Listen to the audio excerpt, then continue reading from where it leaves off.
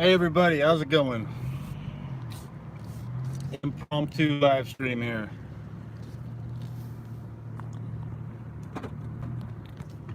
My little holder here broke, so I'm holding my camera, so it's gonna be a little unsteady.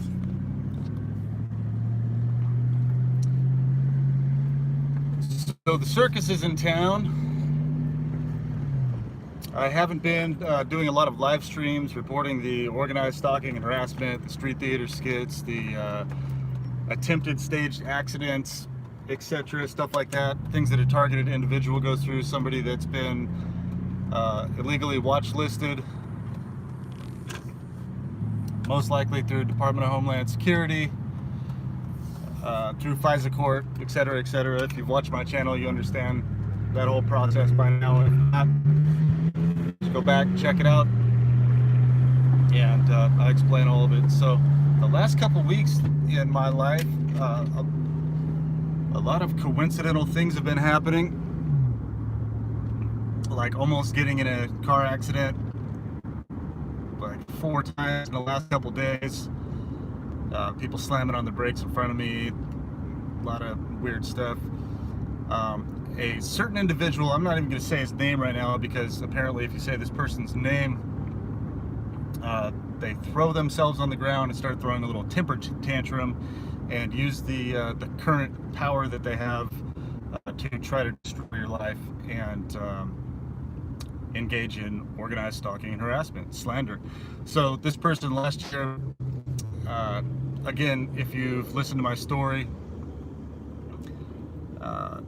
you know that on January 4th of 2018, 3 weeks after I uploaded a video of an individual stalking and harassing me, and I got them to admit a few things, uploaded that video, I was set up and I was arrested and charged with aggravated assault and a couple other charges, and ended up going to court for 1 year and 8 months, had an ankle monitor on my leg, spent like close to $50,000 in court.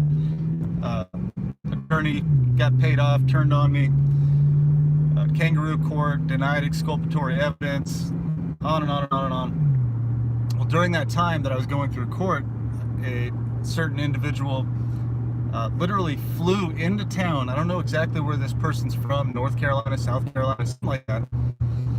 And they flew into town and started making YouTube videos saying, oh, I'm only a few clicks away from Michael Barton's house. You never know where I'll go. Never know what I'll end up being today, blah, blah, blah, all this stuff.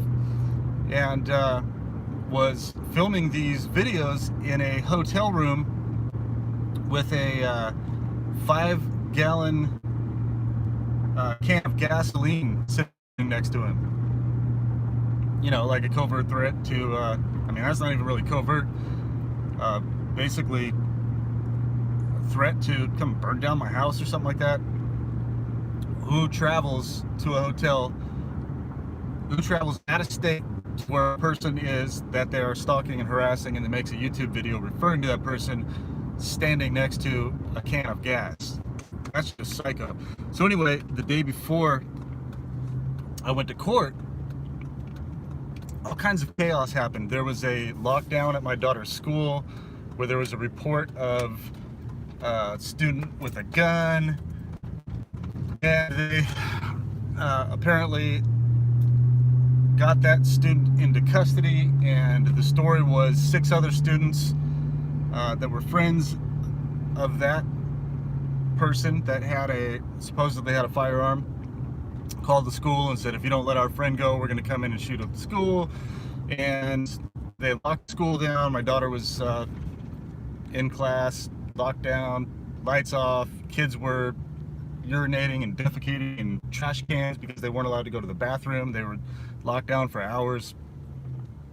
There was a car accident. There was a huge instigated argument with somebody I used to think that was a girlfriend, but she was basically a honey trap and an agitator. It's a ridiculous story, but all of this stuff happened that entire day before court. This individual that I'm speaking of literally called my attorney the day before court and explained to my attorney, who was not only worthless but working against me. So I spoke about that on my YouTube channel, because I'm documenting exactly what's going on and how they use these targeting programs to slow kill, take down a targeted individual, and attack every aspect of their lives. This person called my attorney that day and told my attorney that I was speaking negatively about them, etc., etc. Basically interfered in my court case to cause me irritation, aggravation, stress, and cause divide. So my attorney actually called me that day, and instead of going over my court case with me, yelled at me, demanded that I take those videos down, and basically hung up the phone on me instead of going over our strategy for the case that I had paid them $35 to take care of for me, to help me work through the legal process. And none of that ever happened. It never showed me, never explained to me what a motion discovery is, which is standard operating procedure for any criminal defense attorney. They go over the motion discovery, which is basically the police report that is given to the prosecuting attorney, and the criminal defense attorney sits down, goes over a game plan or strategy with the client for court proceedings. My attorney never explained to me what that was. I had to figure it out from a user, a follower on YouTube. Asked my attorney, hey, what's a motion discovery? Can you explain that to me? I mean, I already knew, I researched it.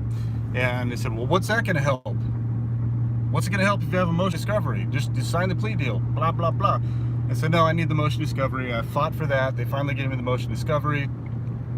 Realized that I could request exculpatory evidence, which were body camera videos. Those were denied to me. I demanded that the attorney file a motion to compel for the exculpatory evidence. They refused to do that. Had to fire the attorney, get a public defender. They were worthless. I had to do their job for them. They wouldn't speak for me in court. I tried to speak in court for myself. Got yelled at by the judge, say, you don't speak. You don't speak, I speak. And I was like, well, this attorney isn't speaking for me and standing up for me, so somebody needs to speak. I started filing my own motions for these types of things. I was lied to over and over. It's a long story. Go back to my old videos just about a year ago. So anyway, I'll go back to this individual that was stalking and harassing me, flying into town during my court case to cause interference. And I had uploaded those videos to YouTube, which Arizona is a one-party.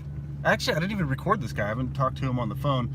But Arizona is a one-party consent recording state. So if I want to record any phone call, I legally have the right to do that.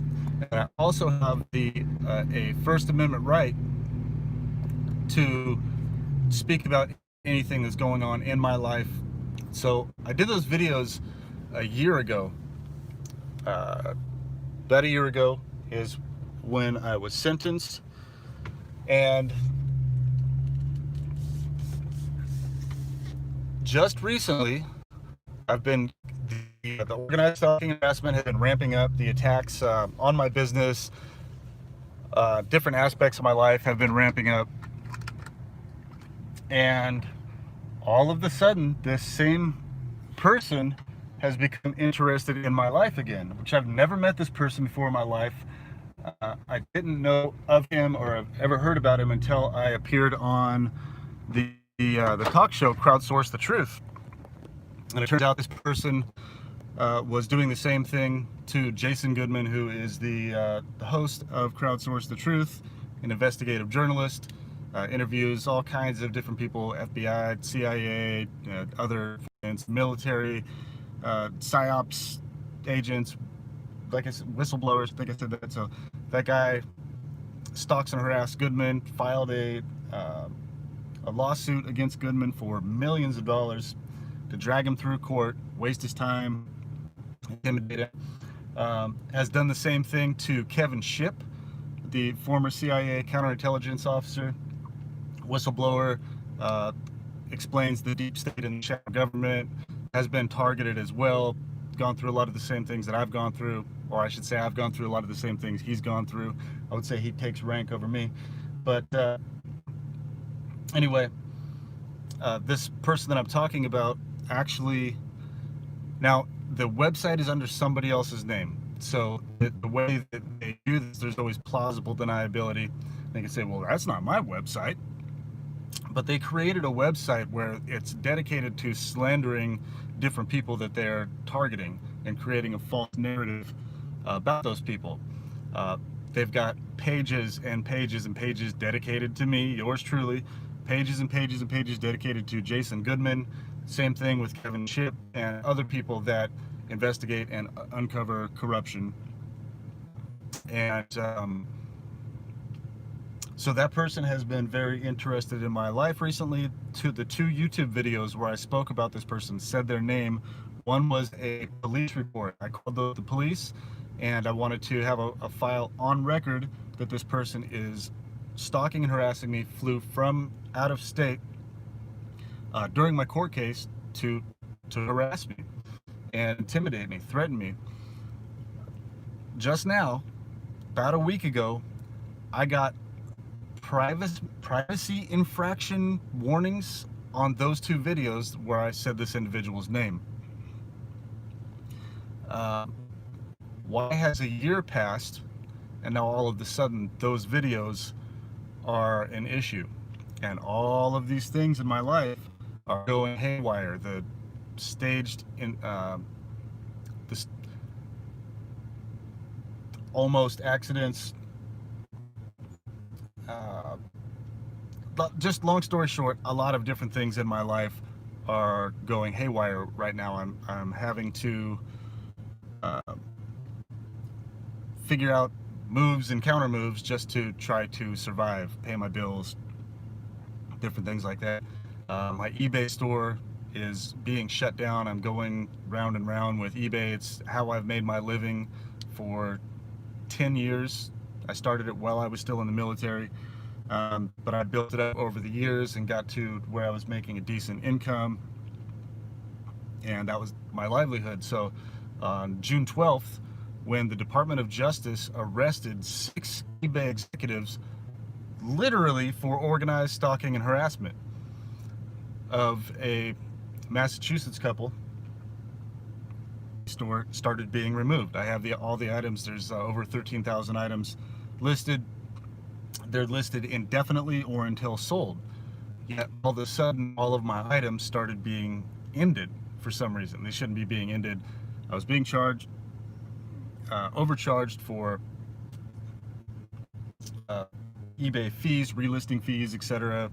And I've been harassed in a systematic fashion through eBay for at least the last 3 years that I realized that that's what was going on. I've called them, reported it over and over and over, talked to the fraud department, recorded the calls, stuff like that. So now, since June 20th, I've been on the phone trying to get them to work with me to keep my store open so I can continue running my business. And they're just in the process of taking me down. They're ignoring me. They'll say they'll call back by the next day. There's a supervisor working it. They've sent the case to the president of the corporation, office of the president, they call it. And I'm basically getting the runaround, being ignored to a different person every time. They say there's a supervisor working on it, yet I called back today. Nothing has been done. And video where I explained how I was set up and arrested on January 4th of 2018. I went through that whole process, 1 year and 8 months with an ankle monitor on, going through the legal process, and ended up